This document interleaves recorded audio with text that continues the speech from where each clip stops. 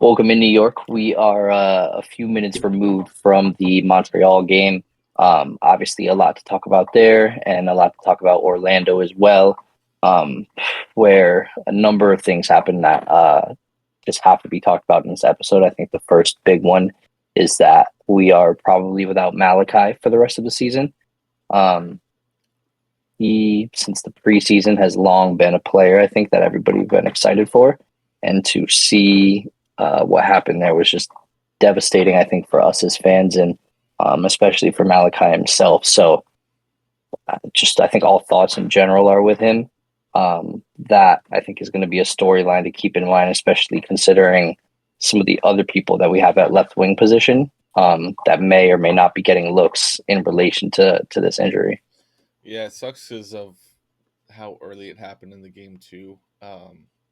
You know, there were moments I think where Malachi was being a little bit dangerous, and even in the moment that ultimately ended his season, it was again him being in a dangerous position off of the left wing. Um, Tough when two competitors get together and kind of give it their all to get a ball that ultimately didn't end up even mattering. Um, Super tough. Obviously, you see, the keeper's leg is gone immediately. Um, Malachi's leg, we find out later, needed surgery, probably some screws and plates. Overall, sucks to sucks for that to happen, honestly, and so early in the game. Yeah, you can kind of see right after the foul too that everyone is kind of going into challenges softer, not so much being reckless or careless or anything like that. People being super aware of their surroundings, I guess you'd say. Yeah, I felt like I even saw a little bit of that tonight. Towards the end of the game, Alonso had a breakaway with the keeper, and it looked like it was going to run into being one of those moments, and he kind of just pulls up, very aware of what happened the week prior. And you're right, it did kind of, at least for a moment, take the wind out of our sails in that Orlando game that was otherwise going perfectly. I mean, way differently than the LA and the Nashville games that we talked about. Obviously, Santi had that screamer early. He kind of just pulled up out of nowhere and put that thing away. And at that point, it felt like we kind of fully had control of the game. So yeah, that Malachi moment takes the wind out of the sails. But then in the 12 minutes of stoppage time that we had to go through because of the whole injury situation, um, Hannes and I think Ojeda as well both end up scoring.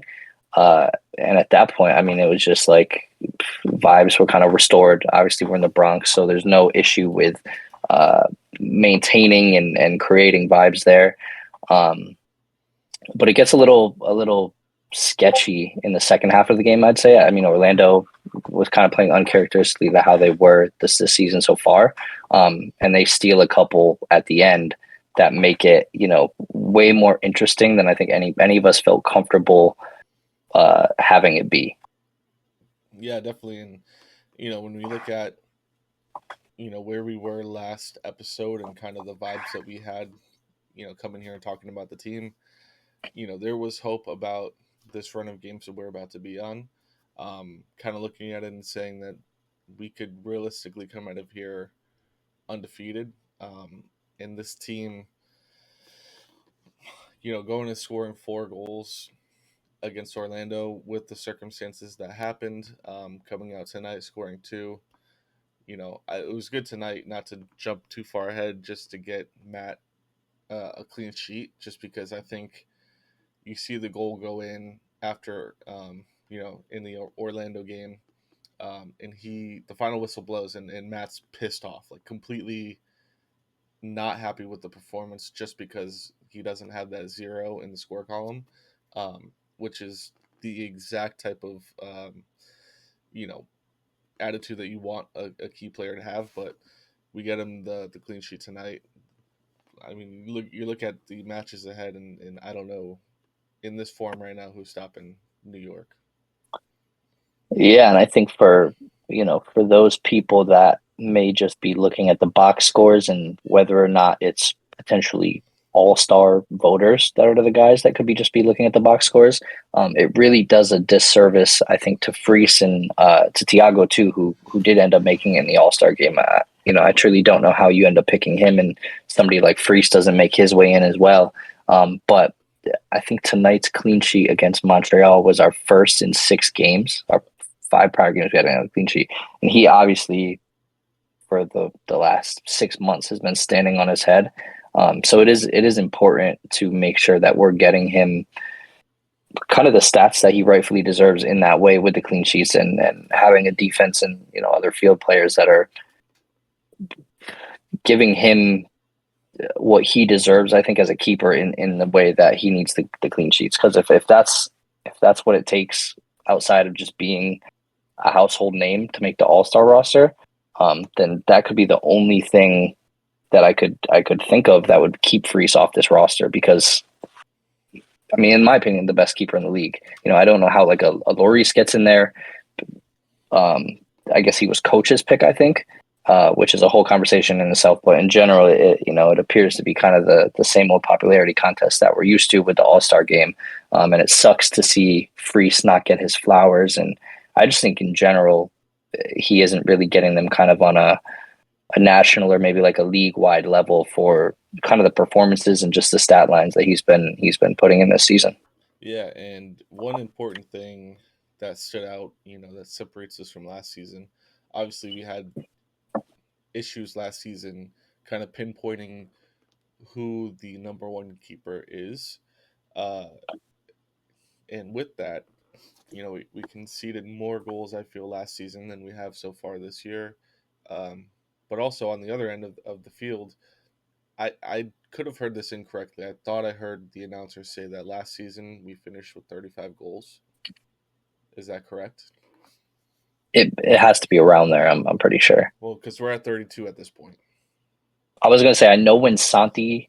So I believe Santi and Alonso are now tied with Alonso's brace tonight on goals for the team this season. Yeah. But when Santi had 6, I remember the announcer saying that he had tied the total from our highest goal scorer last season. So Oh, that's probably very true. so confirmed.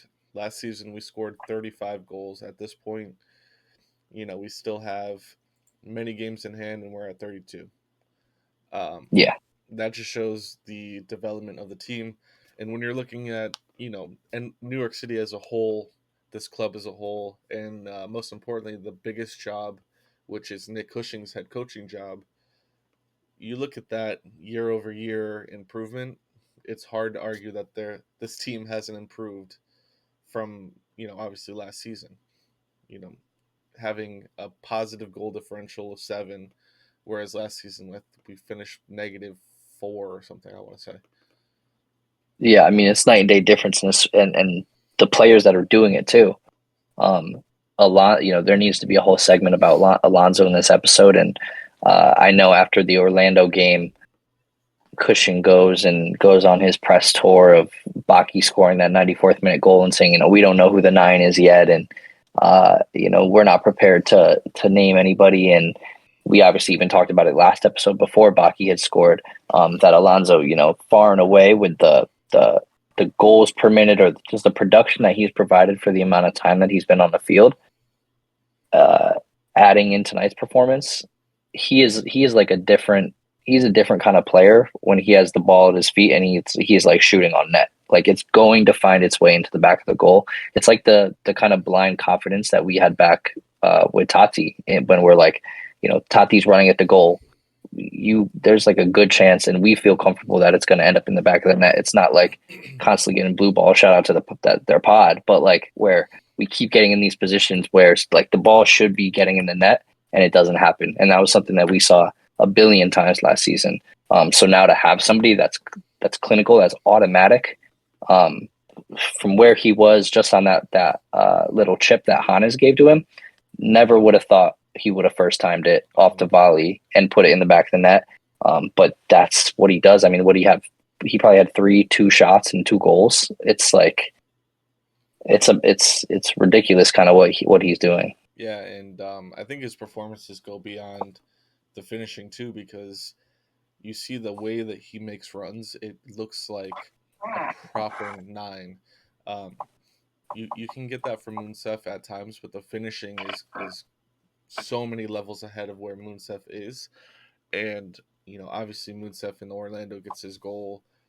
Great move from him, but it's hard to make any argument other than Alonso is the nine for the rest of the season, barring suspension or injury. Like there's no other way that he shouldn't be starting a game. Yeah, and I think if you just go full tilt, if you're Nick, and make it known in training, make it known in media, in speeches that you're giving to the team that Alonso is the guy. Maybe you are just fully relieving Baki. If pressure at all is the issue, if having to be the guy at all is the issue, just fully removing that veil from Baki. Maybe it allows him to become what Alonso used to be for us, the guy that came in off the bench and scored repeatedly until he forced himself into the job. And I think you also, to back Alonso through this, I think after Alonso goes and get his hat trick, Cushing goes on the podcast and he does say, there's no way I can't start Alonso after that. But he kind of goes dormant for one game. I think it was maybe the New England game. And then we don't see him again until tonight, kind of in a big fashion in like a starting role. So giving him that backing and that confidence as well should hopefully build on what has already been an incredible chunk of minutes that he's seen so far this season.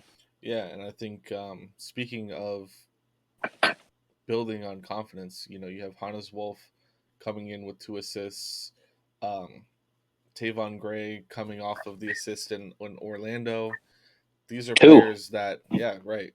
These are players that you have to continue to let them grow inside of the roles that they currently have, because those 3 players, 4 players are players that can genuinely drag this team by its hair to great places in the league, and ultimately, with Leagues Cup coming up, playoffs coming up, not too far away. We're going to be talking about playoffs. Um, these are key players that you have to continue to support and start week after week in the same positions and allow them to continue to grow into what they're showing currently they can be. Yeah. And I think that starts, or not starts, but continues an interesting conversation that we've been having kind of privately about Santi with Maxi coming back. We saw Maxi get his second start tonight, and unfortunately he ends up leaving. It looks like he aggravated a muscle, I think, in his upper right leg, which is the same leg that he had the ACL on. So it's not out of the norm. Obviously, those muscles have been kind of dormant for a while. But having this conversation about Santi when you're mentioning playing in the same positions over and over, giving them an opportunity to get comfortable where they are, and in the kind of role in the situations that they're in. I felt like Santi was getting a bit uncomfortable having to kind of get flexed out to that left wing. And we saw that a little bit against Nashville with Maxi's first start, where he kind of played up top there and it was tough. But I think once Maxi went out of this game, it felt like Santi was able to flip that switch right back to that 10 position. You saw there was that one play where he plays the ball all the way up the field at the end of the game when we were way up. And I think the announcer goes, it feels like Santi has eyes on the back of his head. Yeah. It was him being able to flip that switch on. I'm happy to see, and I'm hoping if what Nick Cushing's best 11 is Santi up at left wing, because you have to start Maxi at the 10, that he'll be able to kind of find the form there as well, because it is a bit different. What you're asking of him, looking for him to play the role that we kind of see out of Ojeda and Malachi that we talked about last episode, is a bit different than the skill set that we've seen Santi kind of flourish at. Yeah, and you want to be able to have your best players in a system where you're not necessarily pulling them out of their comfort zone. And we've seen Santi excel on the wing for years. That's in our championship run. If you go back and watch, you know, all goals 2021, Santi came into the winger role and really made it his own inside of that team. Linking up with Tati. So it's something that in his career he should be comfortable doing. It's just a Mhm. matter of you kind of handed somebody the keys to the club in a lot of ways, and then Maxi comes back and you go, okay, well, we're actually going to make a copy of that key and hand it over to this dude as well. Um, Yeah. we're still gonna Well, we're let just you dusting off the old key that we gave him. That's right, really what we're right. Like we're still gonna let you both rock, but we're gonna let this dude do it a little bit more in his favorite position. I think that if you are gonna have them both in the same team, you have to let them both kind of alternate who's in that role. And we saw it when Maxi first came back. There was moments where he was playing up on the left wing, and Yeah, Santi was still controlling that 10. Um, Seeing things like that continue to happen when Santi feels the need to go to the left wing, so Maxi drops to 10, and when Santi wants to drop to the 10, let Maxi free roam wherever he wants, and let those dudes go and create, because those guys have a technical ability to run games that we really haven't seen here for a long time, really since Maxi was here previously before he left the club. yeah. It feels like it'll be a bit of a growing process or like a relearning process of them getting back to the rapport that they had in 2021. And like we've said about Maxi, he has aged like wine. It'll likely be better if I had to guess than it even was back then, at least in terms of the partnership between Santi and Maxi. And I think their relationship, obviously Santi as the younger player that I think Maxi in a way kind of took under his wing back then, is like the perfect one where Santi can feel comfortable that yes, when Maxi is playing, he needs to be the guy, and I'm okay with that, even though I'm typically the 10. So it'll be interesting to see how they can work together and kind of tactically and fluidly alternate between that left wing and that 10, because if they are able to do that successfully and productively, like that'll be a pretty difficult puzzle, I think, for other managers and teams to solve when you're trying to figure out which of the little guys that are good at dribbling and placing through balls you have to mark at any given time. Yeah, and look, it's to be completely honest, as a fan, it is such a good problem to have too many guys that can play the 10. I remember when Maxi first left, the hole that he left in our team was so big because we had zero people at that moment Mm. that could play the 10. Now we have too many. I would so much prefer having too many number 10s um, Yeah. than before, because Santi realistically wasn't the guy that he is right now until the tail end of last season and early on this season, in terms of being able to be the guy that, to drag this team to success. So look, I'm here for it. I love the position that we're in right now. Um, who do you think, of everybody, all of the players, even through the slump, um, but the high of the highs, the win streak down to the slump, in even to these two in a row, who's the player that has had the most impact, I think, in your eyes? The most impact. Um, that's tough to call. I feel like the first guy that jumped to my mind was Sands, and the second was Tiago. Which is funny because I think well, we've spent a lot of this episode and a lot of most episodes talking about the attacking guys because that's who's exciting to watch and exciting to talk about what they're doing kind of up the field. But yeah, when you pose the most impactful, I kind of jump to the guys that are just doing the dirty work in midfield and in the backfield, and obviously Tiago did get that all star call up. So I think I would have to go with him or Sands. I think Sands especially has been quietly just a little force in that midfield.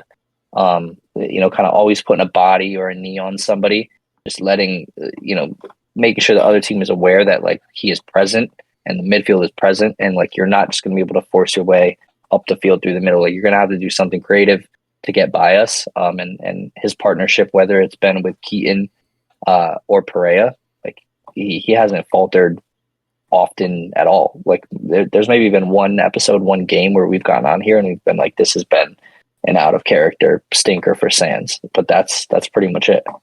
Yeah, I think I can agree with you. Um, and the biggest reason I agree with you is because you can argue that the three games that we lost were largely because our midfield wasn't playing at the level that they were for the win streak.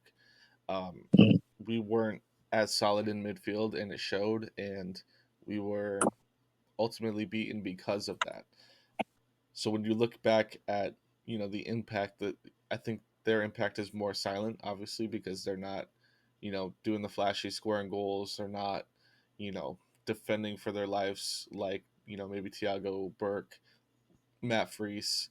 Um, so they're not necessarily getting that camera time, but the dirty work that they do day in and day out is what has led to all of our success, I believe, over this 10, 12 game run. So was that you were thinking Sands too when you were posing the question? I would I wouldn't say Sands necessarily. I think probably Keaton, honestly, Mm. because you saw without Keaton how disrupted our midfield was, um, especially when Prey is no bum. Like, he's a good player, and he's somebody that I think when we were looking towards this season, I think we had a little bit higher hopes for him than he's performed. And you know, when you miss Keaton and you think Perea is there, you think that it's going to be at the same level, if not better, and that simply wasn't the case. And it just shows, the grass is not always greener. You know, as much as you love the idea of another player, sometimes what you got is actually so much better for you. Um, Yeah, and I I mean we think have to Keaton made us miss him.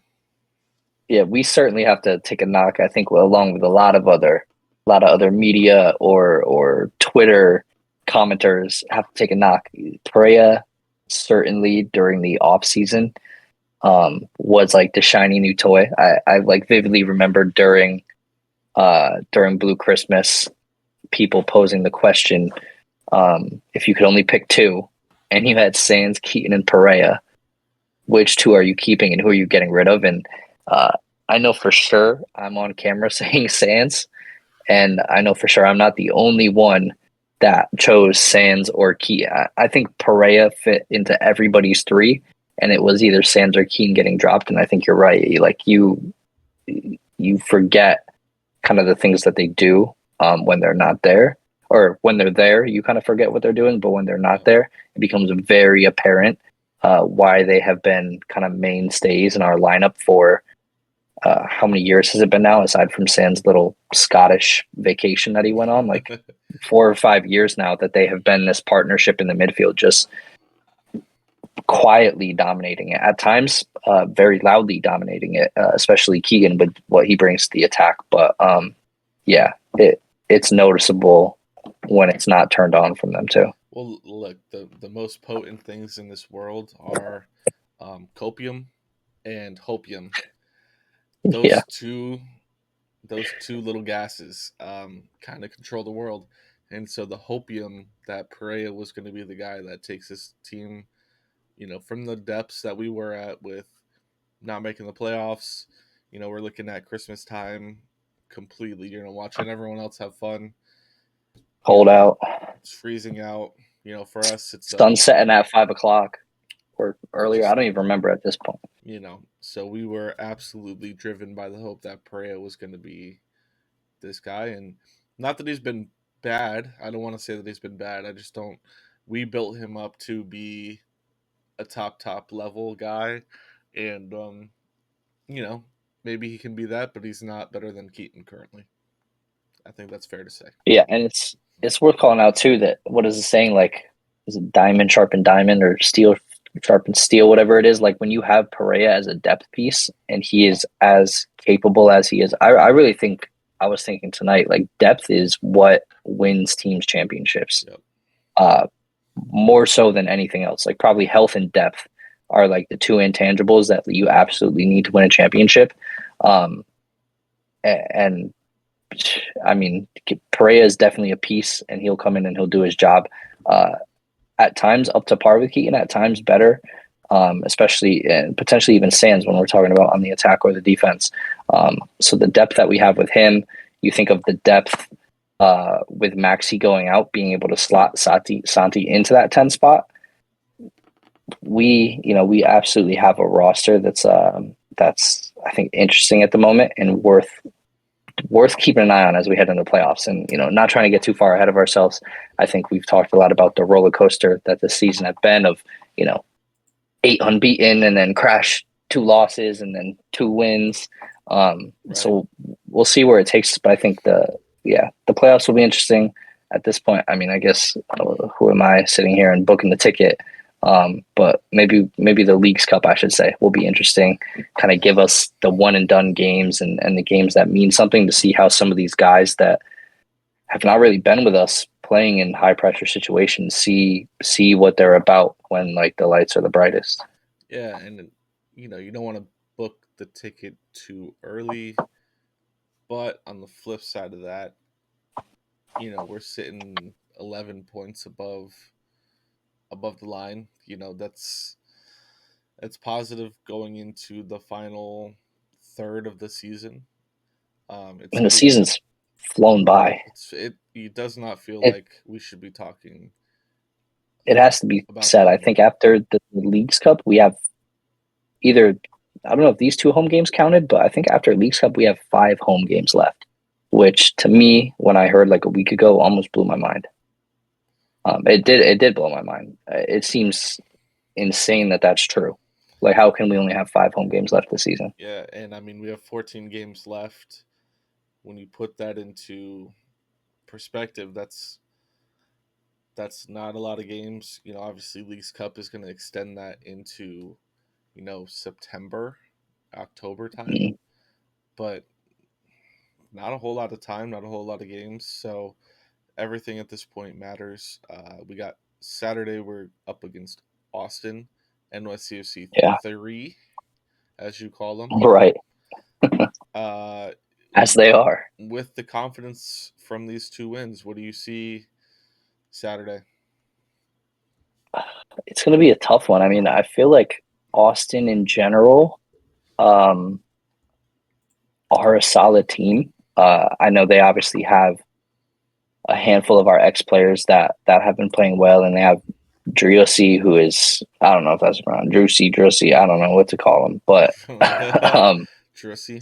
I know last season fully a MVP contender, but at the same time, I think it looks like they're like 10th in the Western Conference, and Orlando was 10th in the East. So if that has anything to say about the team that we might be facing on the weekend, it's always going to be tougher, I think, in the MLS when you're playing away for whatever reason. Beyond other sports and beyond other leagues of soccer in the world, it feels like MLS home field advantage for whatever reason plays a big factor. But I think we can probably get it done if we're going to ride the high or the confidence that these last 2 games gave us, and we're going to roll out a competitive lineup. Considering I felt like our last 2 have been near full strength, and we're going into our 3rd game in 7 days. It's going to be interesting to see how close to full strength we can get. But if we roll out a team that is pretty competitive, I'm kind of back in the mindset that it feels like we can beat whoever we want to if we want to turn it on. Yeah, when we're looking at Austin, they're in 10th place, negative goal differential. 1 game in their last 7 has been a win. You know, that's a team that we should go and beat, even though it's on the road. Um, that's a team that you go and beat. I'll give them the olive branch that they've been on a pretty deep away run. So, obviously results are much harder to get away from home. But 1-7, that's poor. They do have players on the team, uh, but at the end of the day, they're not getting the results, and New York is. And I think that on paper, New York should get out of there with at least a point, bare minimum. Otherwise, you're kind of looking around and wondering what we're doing on the road. Yeah, it does kind of give me similar vibes to what felt like a trap game going into New England. Kind of like a little bit of a wounded animal of a team, and one that it feels like you should be able to get a result. But those are sometimes the one that flip you unexpectedly. So we'll see what happens Saturday. Um, I think maybe we'll do a short one after Saturday. Our schedule's a little funky right now with all the midweeks. We pushed this after Orlando out to after Montreal to see if there were additional things worth talking about, and obviously there are with the story that came out of the Montreal game. But I think we'll do a short one after Austin, and then we're back on our weekly schedule because I think the midweeks kind of wrap up pretty soon here as we approach the Leagues Cup. And it'll be interesting to see if we can get a result against Austin, potentially even steal a point from them. That's not an awful result, to be honest. A point out of any away game from a tough team is respectable, especially considering we love to go away and just lose. So I'm happy to pull one home. So we'll see how it goes. Yeah, and you gotta factor in that Austin's crowd is going to be electric. It's going to be Fourth of July weekend. People are going to be Mm, there boozing. Um, it's going to be a tough. It's going to be a tough game. But this team has shown, that they can bring that plushy raccoon around and magic happens. So I yeah. got us. I got us winning 1-0 on Saturday. We'll see how that shakes out Who's after. the who's netting it? Who's netting the goal? Oh man, um, Tiago header on a corner. I'll throw that plus 5,000 parlay out there. Yeah, I was gonna say the FanDuel FanDuel's books are gonna hurt, or pockets are gonna hurt if Tiago scores one. 100%. Oh, one thing I did think was worth talking about or re-talking about because I know we mentioned it last episode, and it feels like there's some additional wrinkles to it now, especially with Malachi going down. Is the Tallis situation? Yep. I I think we're at a point where, and I think we've said this on mic on camera prior this season, potentially a month or two ago, that I don't think he's playing for this club again. Yeah. I don't think so either. It Um, it it appears the ship has sailed. I think. You have Malachi go down, and Nick in the post game presser saying depth at the left wing is tough to come by at the moment, and speaking to Christian McFarland potentially being an option, like mentioning McFarland's name and not even uttering the words Tales Magno as a DP that at one point was the poster boy on all the flyers in all the highlight clips for us as we're prepping for games. Um, to me, that was like a subtle admittance that there's no chance he's going to be here anymore because this is the opportunity where he gets his job back. And there's nothing to say for it. Not an 18 today. yeah, and I think Tiago Martins kind of said it best when he's like, look, we don't even talk about that, but, clearly something has to happen with him because, he wants to either play or be sold. I think if there was Yeah, anybody interested, the deal would have happened already. He's been sitting on the bench all season. Um, Obviously, the window opens up on the 1st, so we're a few days removed from that, and no news at all. So if there was a market for him, he would have been sold. Um, yeah. so it kind of puts I him in a think tough spot. Yeah, I think some people might think we're sticking to our valuation of like 15 mil that we had him at one point, which, going opposite of what we used to say about Tati, like today's price is not yesterday's price. And in this case, like the price is lower. Yeah, Like if I'm a buying team, certainly, like if we do not have plans to play Tales or incorporate him in this system in any way, then it's definitely a moment where you want to have that fire sale, have that drop that 15 down to a 10 or a 9, whatever you feel comfortable with.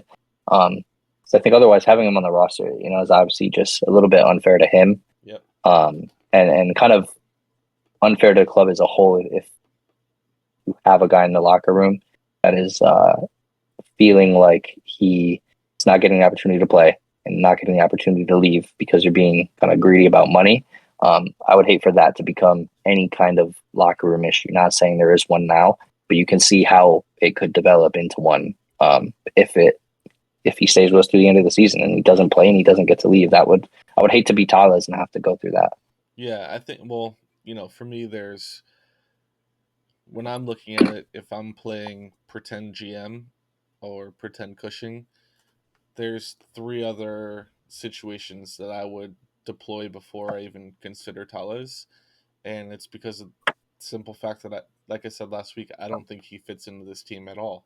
I don't think he fits into the way that the team plays, and so I'm starting Santi on the left wing uh, before Tales. I'm bringing Alonso to the left wing with Munsef as the 9 before I start Tales, and probably really doing anything other than starting Hollis at this point. And it's Are we nothing against him. I genuinely don't think he fits into the team. are we as a podcast bought into Ojeda at the moment yet? I should say, because I know there's definitely been moments in the past where we've been vocal that feels like he's not there yet, and he's bagged I think 2 goals in the last 3 or 4 games. So where you kind of stand out with him now talking about the left wing?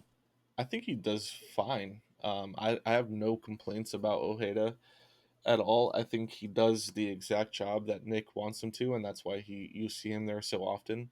Um, he's a workhorse. He's constantly running. He's never jogging. He could have done better today in front of goal when he did get there, but you're asking a likely NYCFC 2 winger to put in consistent MLS performances, and I think he's doing like a 6.5, 7 out of 10 job every single game. In my eyes, from the eye look see, obviously the eye look see rating. Yeah. I'm sure Footmob would probably say the complete opposite, but in terms of like vibes, I don't Well, get bad vibes from him. what a goal will do for your foot mob rating. you We know, have to, we do have to find that graphic someday so that we can have it on hand. Um, I don't even know if you know what I'm talking about. I can There's imagine. like a cartoon where it's like a bunch of bums in a line, and then they walk through a doorway, and then they're like businessmen, and it's like the doorway is scoring a goal, and Oh, what scoring a goal will do to your overall rating. yeah, Um, you're kind of still the same guy, but you just happen to find a goal, yeah. and it will hide a lot of a lot of inconsistencies or other issues if you score a goal or you get an assist or something. So 100%. That there's that somebody out there that's seen it. that could be Ojeda. You would love to know. I saw that cartoon in reference to Mohamed Salah like 1,000 times last Prem season. So If I speak, I'm in trouble. One thing I want yeah, us to do is go open up the checkbook, and somebody just exploded a house on our street, so that's cool. Just not to interrupt, but house exploded. Um, I want us to go drop a bag on getting Alex Collins back for the 2027 season. I need that I thought you were in going my life. the James route. Oh, he's next. I know there's a lot Yeah. of there's a lot of While the checkbook is open. while it's open, blow a bag on getting Hamas in the MLS in New York City. That dude is class. I know he's like kind of a international football merchant in the sense that he only plays like this internationally, but I do think that he is the perfect fit for our team, and he is exact. It's wild to say, I know, but him, Santi, and Maxi are all very much similar. It, James Why not Rodriguez, throw another 10 into the roster? why not? And he can play on the wing too. He has played on the wing. Um, Yeah. that he would destroy the MLS. He would absolutely destroy the MLS. Maybe he finds his way here, and it's probably best we don't dive too deep into Copa America, for our own sanity and the sanity of the listeners with everything that went down with the men's national team. I think we're obviously pretty disappointed, and that's where we can leave it. It sucks that BJ Callahan has gotten lured away to Nashville, which I think we called out a few episodes ago before we played them. Because in my opinion, that was the guy for the job. If you had to do, or if you had to pay for an internal investigation and pick somebody that was already within the organization, I felt like you should have went with BJ. But now he's gone, and Greg is still the guy. At least as of 10:55 p.m. on whatever today is, July 3rd. Yeah, well, I'm not sure if that'll be true. Yeah, well, unfortunately, I think that shows the national team's hand in the sense that I think BJ was probably holding out for the result of Copa America, for the result of what happens with Greg's job. And I think he had a conversation with them that says, flat out, I have this job offer. Should I not take it because you guys are going to be looking for a manager soon? And he did not like the answer that he got. So he, like Jesse Marsh, went and got another job. Yeah. And I don't know what that says about our hopes for the World Cup. I don't know what that says about, some of the games that we have coming up in preparation, what that says for the Gold Cup. I don't know. There's a lot of question marks with Yeah. the national I team think currently. if it was up to me, I think you take the bag that Greg has and the bag that you gave this independent counsel to go and tell you to rehire the man that you fired previously, and you drop it on Klopp's head or you drop it on Mourinho's head, and you call it a day, and you have a deep run, at least a deep run in the 2026 World Cup, and you have something to show for it. Because those are guys that are probably class enough that they could, especially Klopp, for whatever reason. I know Tim Howard is out there making statements that he'll go personally recruit him to the team. You don't have that pull, But brother. that is certainly a guy that has the ability to make something happen in 2 years, because there's not going to be many guys out there that can do that. So if you're not going to get somebody that's pretty class, you probably you're stuck with Greg, and you hope he can right the ship. Well, one thing I'll say is I don't know. I think he got fired by a certain club named Bruges. Club Bruges. Who's that, Mo? No. Ronnie Dyla. Oh, Name just you're looping it. Ronnie Dyla. If you were out there, please save the United You're States. bringing NYCFC back to the podcast. That's about NYCFC. No, that's about the In the national way team. right, in the way of inserting Correct. NYCFC lore into our national team. 100%.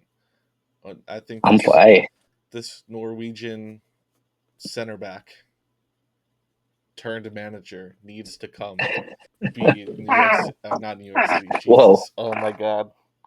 That was a terrible part of the sentence to pause at. Why? I can't even repeat it. Listeners, I think, will know. Okay. Just this Norwegian manager needs to come to jeez. men's national team. I mean, the hard pause. The hard pause in the middle of the sentence is doing no favors. I mean, that's kind of a question. So we're gonna wrap this up, but in the comments, say at this point with Nick Cushing's form, would you take Ronnie Dyla back, or are you sticking with Cush? Let us know what you think in the comments, and we'll all have a fight there later on tomorrow. Yeah. Right. I was gonna say I don't want to muddy the waters with our opinions on that, so maybe we'll share them below. If we find disagreements down there, we'll share our personal thoughts. We'll duke it out in the comments. So that is gonna do it. That is episode 133. 133. 133. Episode 133. Find us anywhere that you can hear a podcast. Most importantly, follow us on Twitter. That's where you can yell at us and we'll yell back at you. And often we'll just yell into the wind like old crazy men. And sometimes we'll drop our location and we'll be playing soccer and you can come play too. Yeah, we'll play soccer with you. So yeah, that's episode 133. Thank you guys for watching. Leave a like and comment your opinion on Ronnie or Kush at this point. We'll see you guys next week. Peace. See ya.